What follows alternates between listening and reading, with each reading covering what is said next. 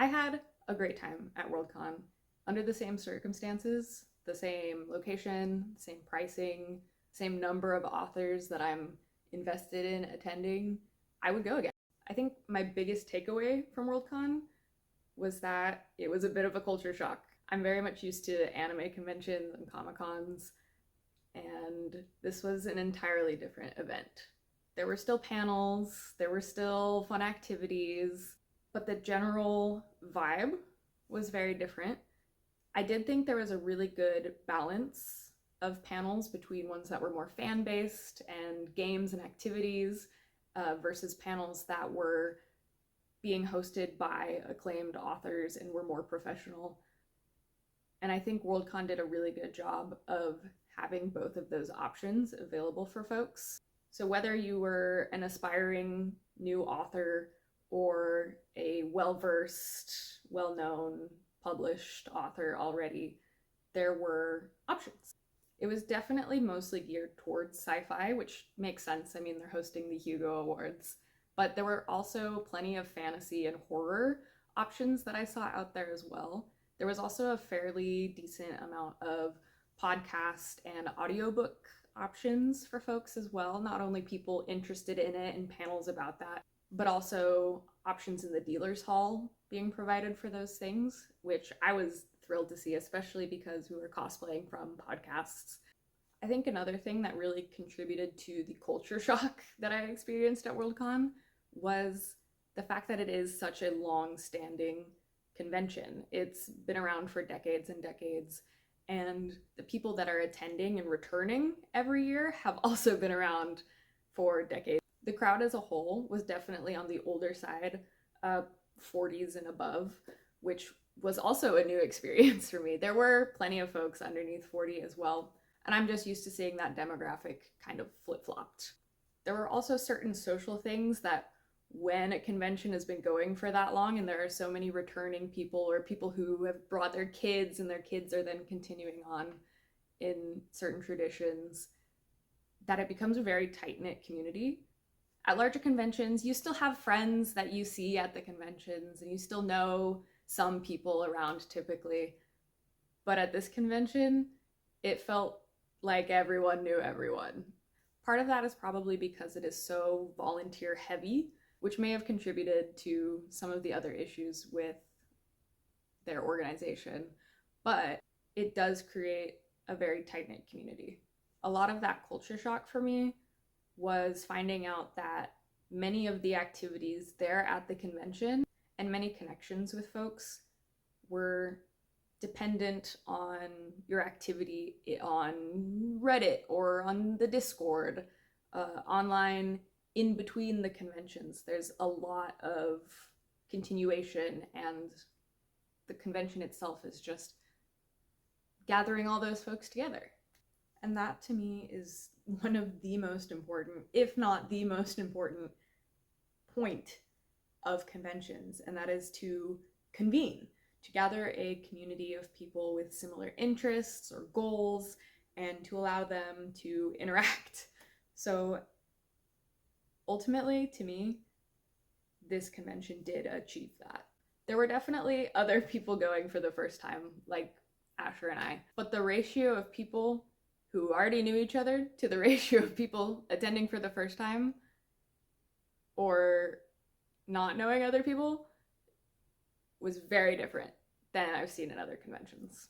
This also contributed to some of the issues that Asher had with the Cosplay Masquerade event, because most of the folks that were participating in that had competed before, already knew each other. Some of them even knew the judges. And while after the performance, Asher was approached kindly by some of these folks, the initial reception was not very warm. And from the way it was described, it felt very exclusive. What I will also say, praising this community, however, is that everyone was very friendly and everyone was very willing to talk about shared interests and ideas and explore new ideas and interests. And I felt like that was a really great vibe to be around. I think that every time that I was waiting in line for a panel or a reading or whatever, I made a new buddy, like every single time. And that to me does speak volumes about the community. They were lovely one-on-one, but when you have a wall of people that all know each other already, it can be a little intimidating, you know? But in those moments where you do have the chance to break in, everyone was very receptive and made the convention special for me. I think the best example of this was actually at the masquerade, and I was in the line, the doors open, and everyone's moving on in to the ballroom, and I'm looking for a good seat. I want to be able to film Asher. They had specifically asked me, hey, if you can get a good video of me, please do. And I went, yeah, of course. I'm gonna do that. So I'm moving, and I got like the 4th row back, so it was like not too close, but still pretty good. Like Asher isn't gonna be 3 pixels on my screen. I'm standing in front of the seat, and there's this family next to me, and I'm still kind of peeking around, scoping out the spots that are more towards the middle, because the one issue with this spot is I'm a little off to the side. This family notices that I'm still kind of peeking around, and they go, if you want to go check that out, we'll save your seat. You're good. Like, we got you. And it made me stop and realize, like, oh, I need to chill. I need to chill for a second. And I went, thank you so much. I really appreciate that. I think I'm going to stress myself out. I'm just going to sit down. And they kind of giggled, and I went, okay, cool, we're cool. And the cosplay masquerade didn't start for another half hour probably. So I'm sitting there, the mom of this family is the one sitting next to me, and she turns, and I'm in full Helen, and she goes, who you dressed up as? And I went, oh, I'm a podcast character from a horror series that I'm really into. And the son kind of perks up next to her and goes, what series? And I go, oh, it's called the Magnus Archives. And he goes, oh, I've heard of that. I haven't listened to it, but I've kind of gone through the wiki, and John seems like a cool character. And I went, oh, my partner cosplays John. And in fact, they're in the cosplay masquerade. That's why I'm here, to see them. And he went, oh, that's so cool. What are they cosplaying? And I said, they're actually from another podcast. They're doing Cecil from Welcome to Night Vale. And he goes, I love Welcome to Night Vale. And so we hit it off great. We started talking about other authors at the convention, and Brandon Sanderson gets brought up. And the dad kind of looks over and goes, you trying to get something signed by him tomorrow? And I said, yeah, I brought a really nostalgic, important copy of Elantris with me. It's the one that I actually gave to my partner on our first date. We did a book swap, and they were like, oh, that's so sweet. I work over in registration. I got given a ticket to skip the line and get a signature. And all the authors this weekend had been doing 3 signatures each as kind of their limit.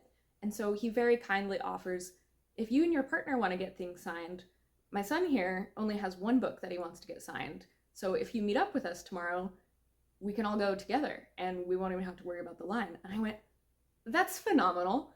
Yes, thank you. Absolutely. And we have a wonderful rest of the masquerade together. Asher comes up on the stage. We go crazy together. It's very sweet, very supportive. And the rest of the masquerade is also stunning, amazing costumes.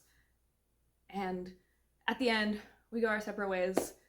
And the next day comes, and we find out that the tickets that he was talking about were actually only valid for 1 book, 1 person, and it wasn't a skip the line situation. It was a get in the line at all situation, because Worldcon was not prepared for the number of people that were going to want a signature from Brandon Sanderson.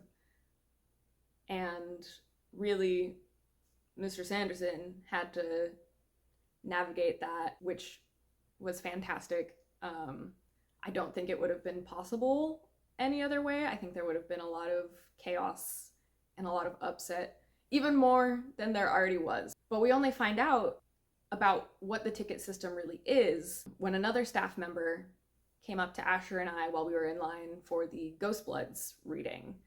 She comes up to us and she says, "Hey, you Sanderson fans? Are you trying to get an autograph later today?" And we go, "Yeah, but we have a friend who said, oh yeah, he'll share his other 2 books with us." And she goes, "That's not how it works." And we go, "Whoa. Okay, how does it work?" And she says, "It's 1 book, 1 signature, 1 person per ticket." And we go, "Oh yeah, we're out of luck then." And she goes, "Not anymore." And she gives Asher and I a ticket. And also the gentleman that we were talking to in line in front of us, he also got a ticket for the signing. But that was the whole system that they had in place, which is not really a system. It was staff members had tickets and gave them out at random to folks. There were only 250 tickets available to guarantee a spot in the line for the signing. Obviously, Sanderson was willing to sign beyond that if there was time in the hour that was allotted for this, but so many people did not know about the ticket system. I didn't know about it. There was no announcement beforehand. There was no way to try and get a ticket besides luck. Like, there wasn't even a raffle you could put your name in, which is how these things typically get done with Sanderson. And because the communication about this was so poor, not only did the staff member that offered me the ticket at first not know what it actually meant, but also folks that were inquiring about, oh, is there a maybe line? Like, if he gets to us, can we wait in that line? Some people were told yes, some people were told no and turned away. There was no consistency there. And that was really disappointing to see folks who were dressed up in mist cloaks, clearly very excited to get things signed, who were then turned away. So that was really disappointing to see, and I wish there was a better way that Worldcon had prepared for this and not have Sanderson have to figure it out himself on the fly when he's already there. So organizationally, was not super impressed, but when it is an event that is mostly volunteer run and you have last minute things like that, things get missed. It happens. But Asher and I definitely felt very lucky that we were able to get things signed. The last bit of culture shock that I experienced at this convention was the cosplay culture. This is an organization and a con that really, really uplifts and supports cosplay, and especially the craftsmanship involved there. But at the same time, it is not a cosplay friendly convention. It is not a convention where people were seen walking around in costume on the show floor. I definitely felt a little bit out of place, and there was some con etiquette that people generally seemed to kind of miss because cosplay was not very common on the show floor. So people taking photos without consent, that sort of thing was happening. But at the same time, they had events like the Cosplay Masquerade that were specifically dedicated to cosplay. There were several panels dedicated to how to craft weapons, how to level up your cosplay, and were really supportive of cosplay in that manner. But when it came to feeling comfortable in cosplay at the convention, that was almost non-existent, which is just something that I have never encountered. It was definitely a different part of their cosplay culture, and I didn't feel ashamed or bad about my cosplay at any point. But it definitely seemed like there was a dedicated time and place for cosplay at this convention. But when it came to people doing cosplay for fun, like Asher and I, there wasn't a dedicated space for that. I really enjoyed every panel that I went to. I got to go to a lot more than Asher because of the Cosplay Masquerade, which also speaks volumes to the cosplay culture at this convention, because being expected to dedicate 9 hours, longer than a work day, to one event at the convention is a little ridiculous to me. If it's your thing that you want to do, like if I spent hours upon hours upon hours perfecting my craft, totally understandable. I would do that. But once again, the expectations of that event need to be communicated during registration for that event. Nowhere was it written that you weren't supposed to wear your cosplay beforehand. Nowhere was it written that you were going to be peer pressured into judging and have to take photos when there's an option to opt out of these things. That is unacceptable to me. If you have marked no on a form, you do not give consent to participate in those activities, and that should be respected. So when I heard about the behind the scenes things from Asher, I was pissed. There is no world in which it is appropriate to physically grab a stranger and push them in front of a camera. Call me crazy, but I don't think that's okay. So I was not thrilled to hear about that at all. But I do understand the intent behind the competition and that it is a competition, whereas I thought it was more of a showcase from the things that I had seen. And the works were very impressive. They were amazing. But the communication and the expectations for that activity, I definitely think should have been disclosed. So that was probably the worst thing about this whole convention. I was so disappointed by the head that wouldn't die. The actors were great. The sets were really impressive. But the writing, the things that they had to say, and just the plot. It had been compared to Rocky Horror, and I like Rocky Horror. I've had fun going to Shadowcasts. Like, I very much enjoy that. This was nothing like that. The vibes were totally different. It was not fun and campy. It felt very forced. When you make any joke 10 times in the span of 3 minutes, it's gonna get old. It's gonna get old real fast. And I love I can get away with anything because I'm a cis white rich man. I like a joke like that as much as anyone else. I think it acknowledges some important things. But the whole thing felt very tasteless. I was really hoping it was gonna be like my favorite movie, The Lost Skeleton of Cadavra, which combines a whole bunch of ridiculous tropes together to create this mishmash that's very ironic and campy and fun, even if it's stupid. This did not do that. It was bad. So we did leave at intermission. It was not worth staying for. That was disappointing. It was very much on theme with the con. It was very retro, 60s. It was based off of The Brain That Wouldn't Die, but the writing of the play itself did not enjoy. Food. I didn't have to go hungry this con, which is fantastic. I have had the bad habit of just like, panel, chug, let's go, let's keep going, in the past, and I didn't do that this time, and I felt better. That's crazy. There were plenty of food options. There were some in the building, which was very convenient. I mean, it was expensive, but it's right there, and it wasn't bad either. They had options. They had salads. They had a quiche that I had that was heavenly. Big fan of that quiche.